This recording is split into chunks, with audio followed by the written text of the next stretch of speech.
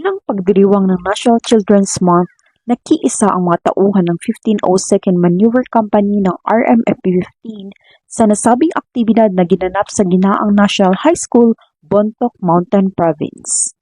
Ang aktibidad ay may temang Break the Prevalence and the Violence Protecting Children, Creating a Safe Philippines na inisyatiba ng Department of Education Mountain Province, katuwang ang mga tauhan ng Bontoc Municipal Police Station at Mountain Province Provincial Mobile Force Company. Ang mga nasabing tauhan ay nagbigay ng libreng gupit sa mga mag-aaral at nagsagawa ng Information Awareness Drive sa pamamagitan ng lectures at pamamahagi ng IEC materials tungkol sa illegal na droga at terorismo. Samantala, nagbahagi din ang koponan ng ilang mahahalagang payo at paggabay sa mga mag-aaral upang magkaroon ng kaalaman, impormasyon, kasanayan o karanasan na kinakailangan sa pagkilala at pagpili ng karera. Bakas naman ang tuwa at saya sa mga mukha ng mga mag-aaral at mga guro at labis ang kanilang pasasalamat dahil sa mahahalagang mga kaalaman at impormasyon na kanilang natutunan. Ang aktibidad na ito ay bahagi ng patuloy na pagsisikap ng unit